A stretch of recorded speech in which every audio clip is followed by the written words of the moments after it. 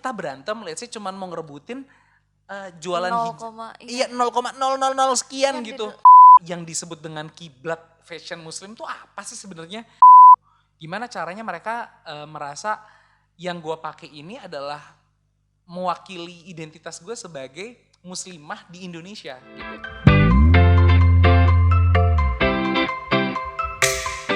Assalamualaikum warahmatullahi wabarakatuh. Bareng lagi sama aku Agri di ZM Talk, bincang-bincang zaman now. Aduh seru banget deh Pak. Waduh, hari ini ngobrol-ngobrol ditodong sama Agri untuk ngobrol di podcastnya ZM ya. Iya aduh, aku jadi deg-degan ngomong sama bos sendiri gitu Alah, kan. kita mah para pejuang aja. Para pejuang. Iya para pejuang lah, para pejuang kepala keluarga kan biasanya berjuang untuk anak istri. Wah, iya, Cielah. tapi dengan jadi bos di sini jadi anaknya tambah banyak ya Pak ya. Oh bener anaknya ada berapa puluh di sini ya. Akhir-akhir ini kesibukannya apa nih Kak? Aku saat ini memang nggak terlalu sering di depan layar ya, nggak, aku udah nggak ambil syuting sinetron lagi, aku nggak ambil syuting FTV lagi, sekarang hanya yang kuis-kuis yang sebentar-sebentar kalau dalam dunia entertainment, terus menjadi konten kreator juga, terus menjadi pengusaha atau aku nyebutnya creative planner Trainer ya? biasanya. Oke. Creative planner ya ini usaha utama yang aku bangun lah gitu. Aduh, aku jadi ngerasa deg-degan gitu, lagi Yaelah. ngerasa speechless gitu kan ngobrol sama Kak Haikal Kamil. Kita kayaknya perlu membahas tentang ini ya Kak ya. Aku lagi pengen banget bahas tentang produk yang sedang Kak Haikal geluti, Ya. fashion muslim. Nah, dari isu-isu yang kita tahu, Indonesia ini sebagai salah satu kiblat tren muslim dunia nantinya. Menurut Kak Haikal sendiri tuh bakalan gimana sih Indonesia nih? Jadi memang pada tahun 2015 aku sempat baca dari Bloomberg dia membuat proyeksi kalau Indonesia itu akan menjadi kiblat fashion muslim dunia. Oke. 2015 aku membaca data itu aku pikir kayak wah kayaknya menarik banget nih gitu. Tapi kok aku juga masih bingung sebenarnya yang disebut dengan kiblat fashion muslim tuh apa sih sebenarnya? Apa yang membuat kita beda dengan yang lain? Apa yang membuat kita dibilang jadi pusat gitu? Kalau misalnya buat aku kayaknya aku nggak mau cuma jadi penonton doang gitu. Kayaknya aku pikir kayaknya aku seru deh kalau misalnya aku menjadi bagian dari pelaku di industri tersebut. Jadi kalau misalnya aku memilih untuk tidak menjadi penonton karena aku pingin gimana caranya gue itu menjadi bagian dari mewujudkan si kiblat fashion muslim dunia itu. Akhirnya aku 2015 bikin brand fashion muslim sampai akhirnya berjalan sampai sekarang. Dan memang kalau aku lihat faktor-faktornya ini ada banyak Ri untuk membuat Indonesia menjadi kiblat fashion muslim dunia. Kalau yang pertama buat aku harus punya identitas. Identitas. Oke. Ini yang memang buat aku bukan tugas satu orang, bukan satu brand ya. Iya. Ini tugas semua stakeholders Oke. yang terkecimpung dalam industri fashion. Muslim tuh harus sama-sama mendefinisikan apa sih yang membuat kita unik, apa sih yang membuat kita beda dibanding fashion-fashion yang ada di negara lain. Betul. Jadi itu yang menurut aku perlu didefinisikan gitu. Kemarin udah tahun lalu sempat ketemu sama teman-teman pelaku usaha fashion muslim, kita diundang juga ke istana sama Pak Jokowi diskusi. Memang kalau aku lihat kelemahannya satu sih, kita memang belum bersatu semuanya, Betul. masih Berkompetitif. jiwa kompetitifnya masih tinggi gitu. Padahal kalau menurut aku kalau pingin menjadi besar itu harus kolaborasi sekarang. Betul. Iya sih. Setuju banget aku tentang kolaborasi itu. Nah, kita bahas identitas yang tadi Kak Haikal bilang ya. Yang aku tahu di PT Kals ini kita lagi mencanangkan tentang identitas brand kita itu Jelita Indonesia yang kita fokus banget sama budaya-budaya Indonesia. Tapi Kak Haikal sendiri pede gak sih tentang Jelita Indonesia ini bisa membentuk salah satu mimpi Indonesia untuk menjadi tren muslim dunia gitu? Ya ini sebenarnya bentuk aktualisasi mimpi kita ya, karena di Kals ini kan PT Kals Corpora kita ada brand ZM, ada BIA. Nah dengan ZM ini kebetulan memang ini menjadi lokomotifnya. Aku berpikir gimana caranya kita membuat, kalau misalnya kita belum bisa secara teman-teman yang berkumpul bareng-bareng menentukan apa sih identitas kita, seenggaknya gue dulu deh memulai membuat identitas brand sendiri yang memang kayaknya banyak unsur kearifan lokal gitu. Jadi aku berpikir Indonesia ini kan kaya banget. Kita nih punya 17.000 pulau, kita nih punya suku bangsa yang banyak, kita punya bahasa yang berbeda-beda, kita punya flora dan fauna yang beda-beda. Itu kayaknya sayang banget kalau misal kita nggak angkat gitu loh. Menjadi sebuah karya seni yang akhirnya tuh bisa dipakai sehari-hari gitu. Jadi idenya adalah pas kita Jelita Indonesia, kita bikin gimana caranya orang bisa ngerasa bangga sama Indonesia ketika mereka pakai produk tersebut gitu. Gimana caranya mereka merasa yang gue pakai ini adalah mewakili identitas gue sebagai muslimah di Indonesia gitu. Jadi itu yang coba kita definisikan gitu. Makanya kalau untuk si Jelita Indonesia sendiri kita angkat kan ada beberapa daerah kan, ada yang di Aceh. Terus Adonara, Solo, Jogja, bentar lagi Jakarta. Yang aku pakai Maluku. Ini Maluku, iya. Jadi kayak banyak yang mau kita keluarin. Itu sih, Gri. Nah, aku tuh sebenarnya juga sedikit ragu ya tentang isu Indonesia sebagai kiblat fashion dunia. Dengan kalau misalkan kita bisa lihat ada sebuah keterbatasan knowledge tentang fashion di Indonesia sendiri ya. Kita kayak terbatasi tentang bagaimana fashion ini harus sesuai dengan syariat, ya kan. Tapi jadinya orang-orang itu punya pola pikir kalau misalkan baju muslim tuh ya yang harus tertutup lah, inilah, itulah gitu. Sedangkan Indonesia sendiri Islamnya saja kan beragam.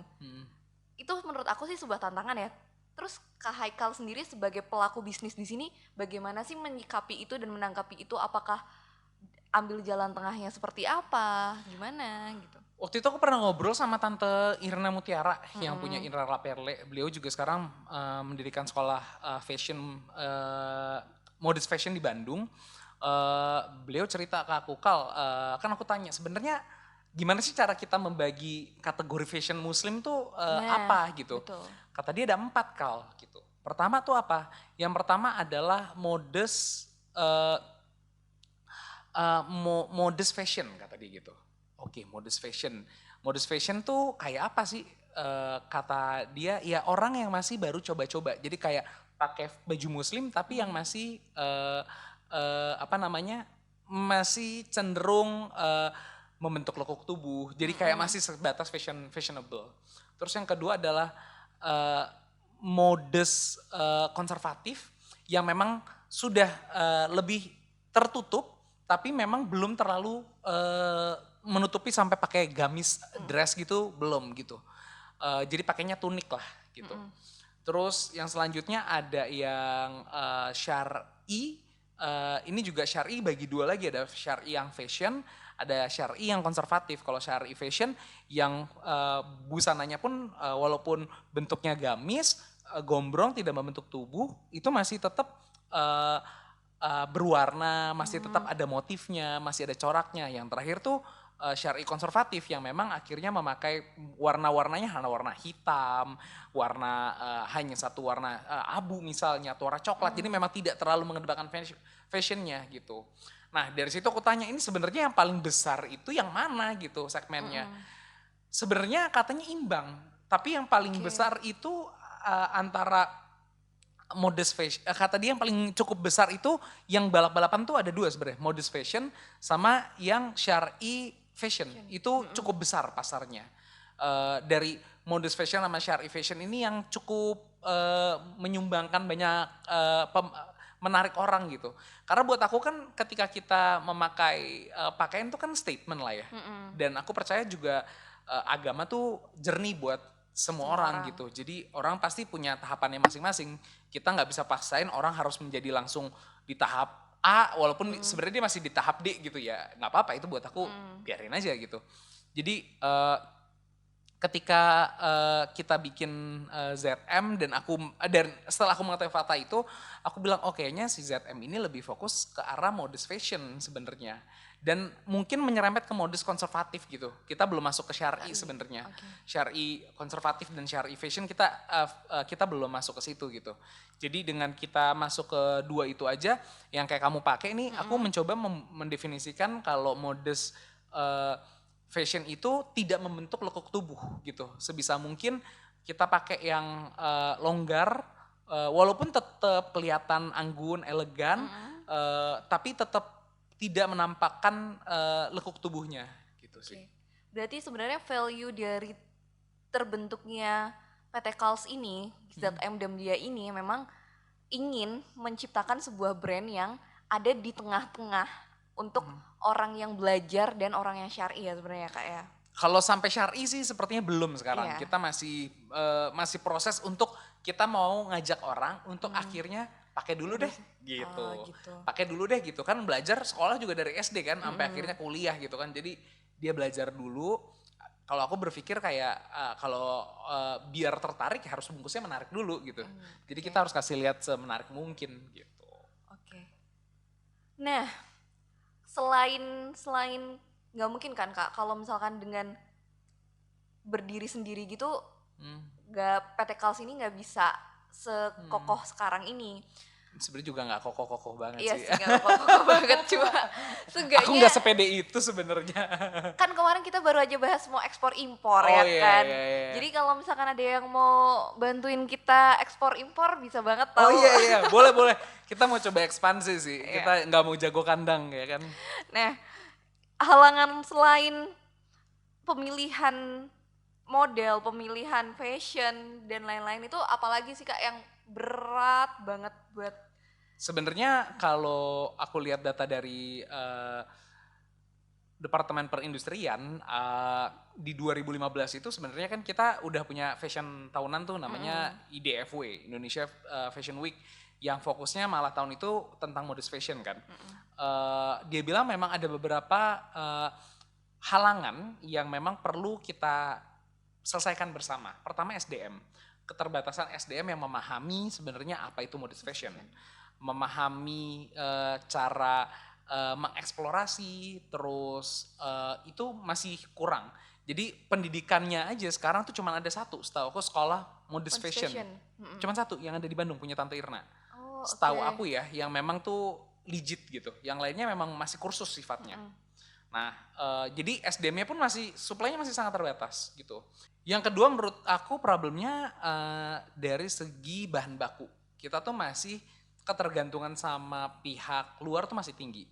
Karena kalau misalnya kita ngelihat modus fashion, kita harus ngelihat dari hulu ke hilir nih gitu.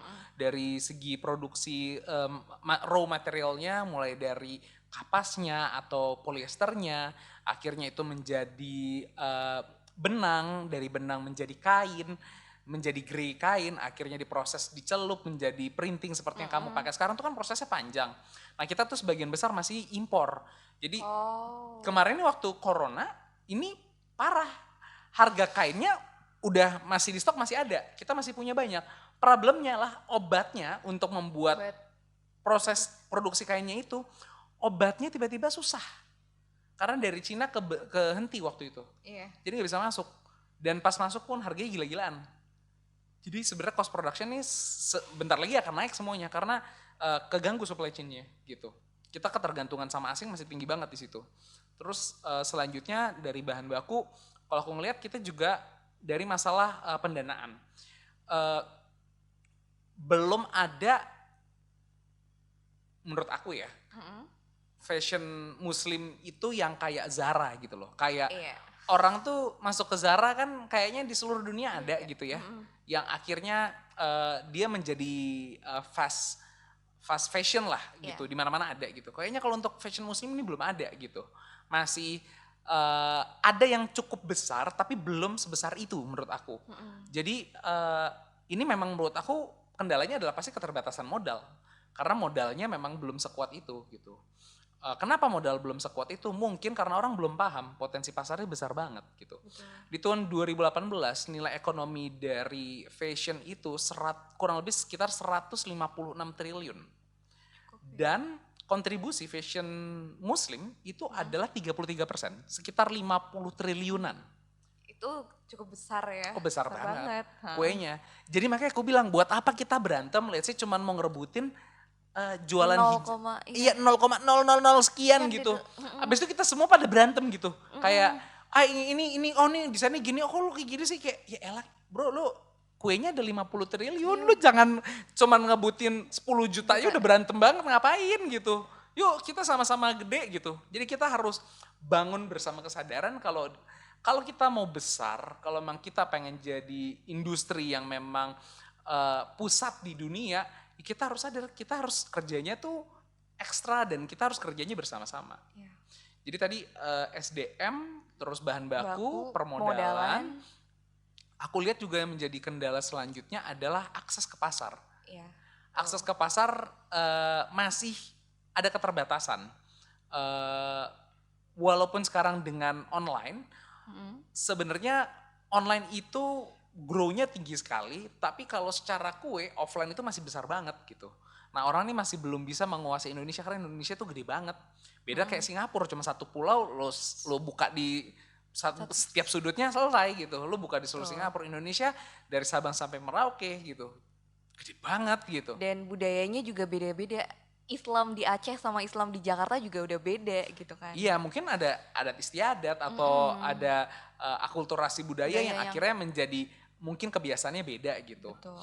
Tapi kurasa sebenarnya pada intinya mereka sama, tujuannya untuk ingin bisa mendekatkan diri pada Yang Maha Kuasa, pengen menjadi orang lebih baik dengan cara mereka menutup auratnya gitu. Jadi kalau gaya berpakaian, kalau buat aku pasti setiap daerah punya identitas masing-masing, cara masing-masing, cuman sebenarnya aimnya sama gitu. Jadi tadi kalau aku sih 4 kalau dari aku. Gitu. Nah, di PT Kals ini bisa teratasi nggak sih Kak itu Kak? Sebenarnya kita kalau boleh dibilang ya Gri, kita tuh modal nekat sebenarnya dulu pas mulai. Jadi ini kalau misalnya teman-teman ngelihat perjalanannya, kita tuh pertama kali bangun brand dari Bia zaman 2015. Waktu itu kita kerjasama sama Muslim Market. Yang sekarang pun itu e-commerce-nya sudah hidup segan mati tak mau gitu. Jadi udah nggak tahu deh itu nasibnya gimana. Terus kita masuk sama dia, akhirnya tahun 2015 akhir kita dapat tawaran kerjasama dari Ramayana. Itu alhamdulillah yang memang menjadi batu loncatan lah untuk kita bisa tersedia di seluruh wilayah di Indonesia gitu. Kita ada di 100 store gitu. Itu salah satu keunggulan sih, karena buat aku kayaknya yang lain nggak punya akses ke situ. Nah sekarang karena memang lagi COVID gini, alhamdulillahnya selama 3 tahun ke belakang kita udah mulai mupuk nih Gri tentang online strategi. Jadi kita udah mulai bangun toko di semua e-commerce, hampir seluruh major e-commerce kita punya sih. Bukan hampir sih, seluruh major e-commerce kita punya. Terus kita juga punya website sendiri. Terus kita mencoba untuk gimana cost kita bisa serendah mungkin, tapi kita bisa jualan sebanyak mungkin. Jadi aku berpikir aku tuh kalau mau dagang nggak mau untung yang besar-besar deh satu produk gitu. Maksud aku udah untung berapa ribu perak cukup deh, yang penting banyak gitu. Oke. Jadi biar yang pakai hijab tuh bisa lebih banyak lagi. Gitu. Aku juga mau bahas nih kan tentang identitas desain dari PT Kal sendiri, ZM terutama. Jadi kalau misalkan kita lihat ya Kak, inspirasi-inspirasi dari model desainernya si ZM ini kan juga banyak kan, pasti nggak cuma dari Indonesia aja. Yang kayak aku pakai ini kan ini kayak terinspirasi dari kimono Jepang gitu, cuma dipadu-padanin sama motif Indonesia. Nah, menurut Kak Haikal sendiri pede nggak sih Indonesia? Misalkan nih ini akan go internasional. Ini pede nggak hasil ini nih akan dipakai orang-orang luar gitu? Aku sih cukup percaya diri ya, karena menurut aku kita perlu menjadi trendsetter. Kalau kita mau menjadi pusat fashion muslim dunia, yang harus kita punya adalah satu sistem yang baik. Kita harus bisa bangun orang kita tuh bangga pakai produk-produk Indonesia sendiri gitu loh. Kayak mungkin kita bisa belajar sama Korea, Gri. Ketika Korea itu kan tahun 90-an Korea tuh dianggap kayak kita produk-produk Cina sekarang tuh kayak Korea zaman 90-an gitu. Nggak ada kualitasnya, brandnya juga nggak dipercaya gitu. Akhirnya mereka melakukan strategi kebudayaan dengan cara mereka melakukan ekspor produk yang berbentuk budaya. Apa itu kayak K-pop, terus mereka bikin drakor, terus mereka bikin film-film Korea, terus mereka bikin semuanya akhirnya bisa jalan gitu. Nah menurut aku itu tuh usaha yang mereka lakukan gak sendiri-sendiri, itu komprehensif semuanya. Industrinya jalan dulu baru bisa gede gitu. Jadi kalau buat aku kita harus jalan dulu, harus kerjasama dulu semuanya, jadi ekosistemnya kebangun untuk bisa maju gitu. Setuju banget ya, ternyata trendsetter dari fashion ini juga bisa berkolaborasi juga sama bisa film kali ya Kak ya? Iya, bisa banget karena tahun 2015 malah jujur perkenalan aku dengan dunia fashion itu pertama kali dari film hijab. Jadi 2015 tuh aku bikin film hijab. Fokus tuh tentang fenomena tentang banyak perempuan pada saat itu tiba-tiba pakai hijab gitu. Iya. Jadi dari situ aku mengetahui kalau ternyata banyak sekali orang-orang yang memang pakai hijab dan mereka malah kebingungan untuk dapetin produk yang sesuai dengan mereka. Jadi kayak ada demand tapi supply sangat terbatas gitu. Makanya aku pikir, wah ini menarik banget nih kalau memang bisa kita tap in ke sana. Kayaknya emang sepertinya kita perlu asosiasi untuk membuat ini tuh lebih serius gak sih Kak sebenarnya? Betul. Aku ngerasa ada memang asosiasi fashion secara general ada. Cuman aku ketika aku ngobrol, aku ngeliat kayak secara spesifik memang belum membahas tentang how to make it modest fashion itu menjadi leading di Indonesia gitu. Jadi kayak aku pikir kayaknya kita harus ketemu lagi nih teman-teman si modest fashion ini nih Muslim Wear untuk kita bikin satu asosiasi untuk sama-sama kita selesaikan permasalahan ini. Karena ini bukan tugas Haikal, ini bukan tugas brand A, brand B, brand C, ini kita harus bisa bareng-bareng untuk menyelesaikan ini. Gitu. Iya sih keren. Aku nggak menampik ya kalau misalkan Indonesia tuh bisa banget jadi trendsetter Muslim dunia karena secara desain udah sangat bagus ya. ZM aja yang baru merintis. Nggak cuma ZM lah, banyak Iya lah. banyak. Maksudnya yang ZM aja yang baru merintis itu udah sangat mementingkan kualitas gitu loh untuk ini. Terus habis itu juga ditambah lagi dengan banyak sekali desainer-desainer yang berbakat di Indonesia yang harusnya bisa pede tapi kita nggak punya wadahnya itu. Mungkin salah satu PR dan yang harus mungkin buat teman-teman yang ngelihat ini kayaknya penting banget deh kalian berkumpul untuk menjadi satu dan ngewujudin mimpi Indonesia yang benar-benar menjadi trendsetter fashion muslim di dunia. Ya. Dan bukan hanya ketika fashion itu nantinya akan mendunia juga pasti seni-seni lainnya akan ikut turut gitu. Betul. Kalau menurut aku ini adalah sebuah langkah yang perlu kita lakukan untuk bisa mencapai tujuan kita bersama gitu. Betul. Jadi bersatu kita teguh, bercerai kita runtuh. Kayaknya aku jadi makin bersemangat gitu untuk bekerja lebih keras lagi dan menunjukkan kalau misalkan ternyata kita pantas untuk mendunia. Dan terima kasih juga buat Kak Haikal nih yang nge-motivate aku biar jadi lebih baik lagi. Ya, sama terima kasih juga teman-teman udah menyaksikan ZM Talk. Semoga ini bisa bermanfaat buat kalian. Ini juga diskusi ini kalau misalnya ada yang salah-salah sorry ya. Cuman aku berharap dengan ada diskusi ini kita bisa sadar kalau sebenarnya upaya yang kita lakukan ini nggak bisa dilakukan sendiri-sendiri. Kita semua harus gabung, kita harus bersatu untuk bisa mewujudkan mimpi besar kita. Oke, kalau gitu terima kasih banyak Kak Haikal. Kita tutup video kali ini. Terima kasih semuanya. Balik lagi besok sama aku lagi di ZM Talk bincang-bincang sama Nol. Terima kasih Kak Haikal. Iya Assalamualaikum. sama-sama. Assalamualaikum warahmatullahi wabarakatuh.